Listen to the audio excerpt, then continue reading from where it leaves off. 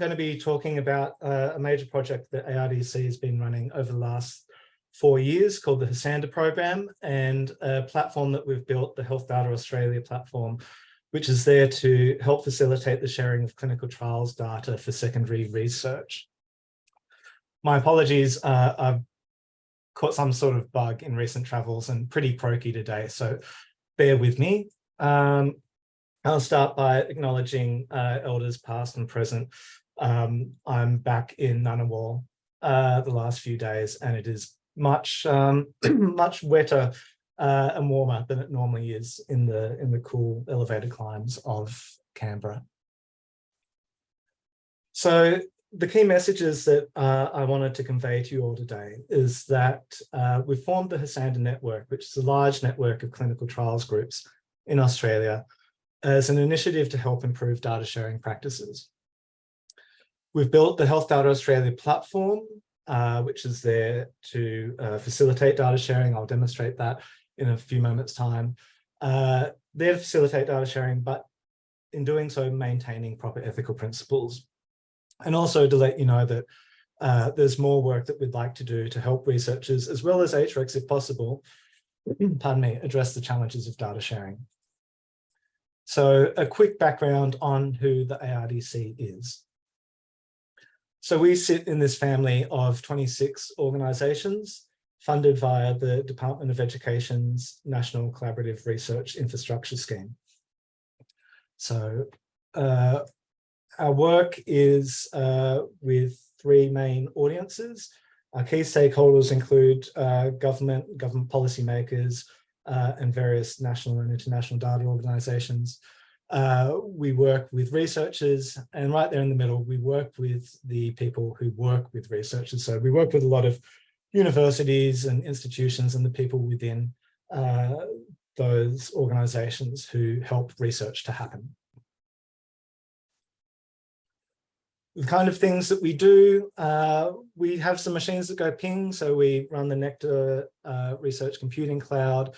We also run a number of research information services and platforms, but we also work at what you call the soft end of infrastructure, which is around people and policy, so skilled workforce, data policies, and so on. So what is the HeSANDA program? So the HeSANDA program has been running since early 2020. In its initial phase, we've invested $3.5 million into the program, and it's a community-driven consensus approach to designing national infrastructure for health research. The main aim was at the start, to look at how we can better support data sharing and making data fair, so findable, accessible, interoperable, and reusable. And we started with looking at clinical trials and data sharing infrastructure and resources for clinical trials. So throughout the program, we've had an external advisory committee with the organisations on screen. For the audience today, I very intentionally highlighted those 2 groups, the NHMRC and the Consumers Health Forum. We've had lots of different perspectives guide us throughout the program, including trialists and secondary researchers, but importantly, health consumers have been involved throughout, and NHMRC as well. So what we've built out of over the last 3 years is this network of what we call our nodes. So we have 9 nodes spread around Australia in most states and territories. We also have 2 nodes that work specifically in particular disease areas. We have the 14 cancer clinical trials networks of Australia, and we also have a node dedicated to mental health clinical trials as well. Across these 9 nodes, that's representation for over 70 organisations. So each node is really a collaboration between multiple unis, MRIs, health services, and so on. So really good representation there across the clinical trial sector in Australia. So the achievements to date, we've done a lot of consultations. As I said, this was a community-driven activity. We've done a lot of consultation, both with the research community as well as trial participants and health consumers. We've done a lot of skills, training and engagement around data sharing practices for secondary research. We've developed across the network a lot of research policies and resources. So I'll go into it a bit later, but a consent template for data sharing, guides for developing data sharing policies and agreements, and standard operating procedures that will help clinical trials make data sharing a business as usual practice. But the main output at this stage, or at least the one that's easiest and nicest to show you all, is this piece of infrastructure, a platform called Health Data Australia. So I'll give you a quick run through of what Health Data Australia is.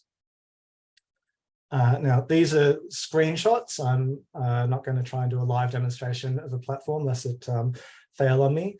This is the homepage of Health Data Australia, a typical keyword search. And what we actually have here is a catalogue of data held by clinical trials. So if we search in the catalogue, we get these search results, each one being a data set held by a clinical trial. And this is a bit of an old screenshot. We currently have about 120 data sets listed in here. If we click into one of those results, we see a description of the data set. Oops, I've just failed on that. Sorry, bear with me one moment while I just reload that.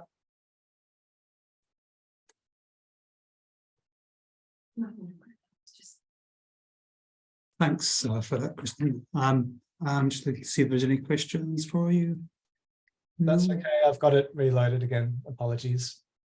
So we jump into the catalogue, we see a description of the data set, and if I'm a researcher, I can click the Access the Data button, and I'm then taken to a data request form, which I complete, giving my details of the people working on my project, details of the research project I'd like to do, the scientific rationale, hypotheses, etc.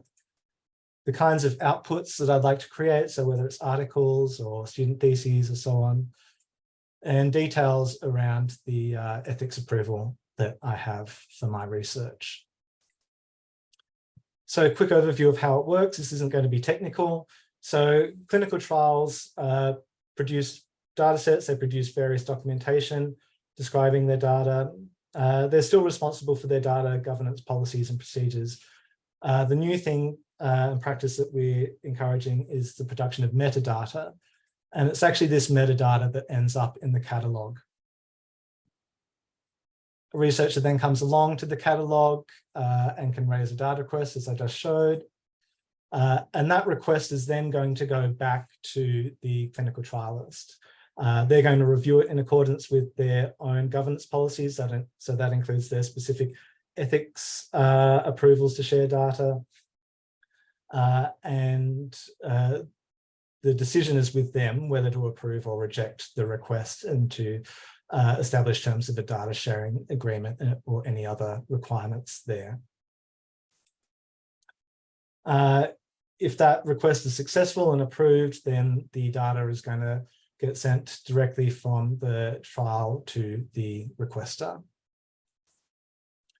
So what our platform does is provide a common framework for clinical trials to respond to a data request. It's not replacing or dictating the terms of governance whatsoever. It just provides a interface between requester and the data custodians and allows them to apply their own specific governance and ethics requirements. So a few key points that I really want to hammer home before we move on. The platform does not hold any research data. As I showed before, it's only holding metadata or descriptions of the data. There's nothing sensitive in there. We don't have any changes or impact on the governance model and approvals that a clinical trial has in place. The decision to share data in response to a request is made by the chief investigator or their delegate. So ARDC, or a platform, we don't intervene in that whatsoever. And the key thing that we're trying to do and achieve here is make sure that the procedure for sharing data is much more transparent, also much more consistent across clinical trials. Just before I finish up, a couple of resources that we've started creating. So we worked in partnership with a group called CTIQ and their Informed project.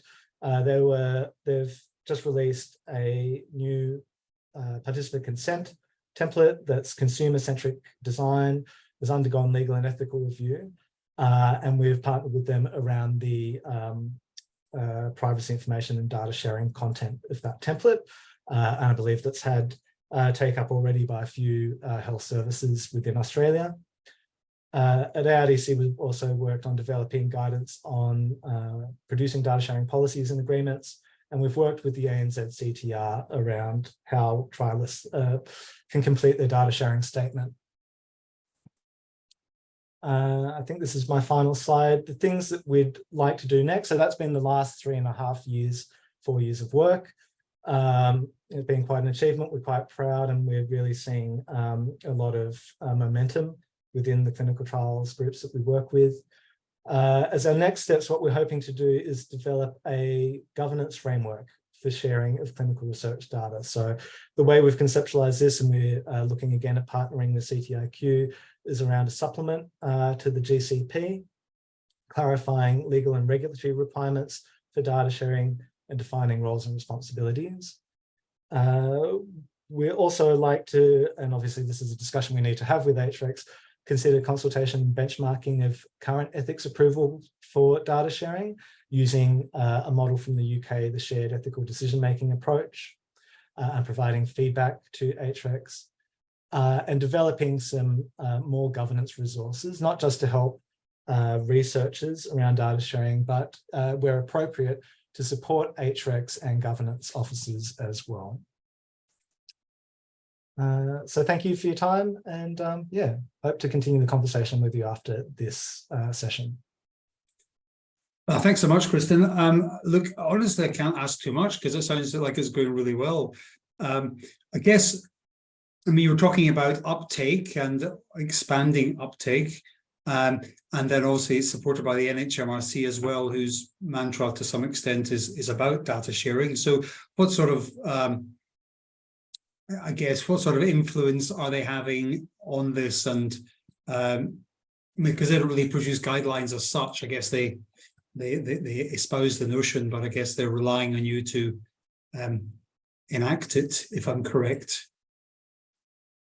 Yeah, and I don't want to misstate the relationship with NHMRC. However, they've been heavily involved in guiding the program and the work that we've been doing. Now that we've reached this current point, we are trying to pursue discussions with them around, you know, what does this mean for their data sharing policies?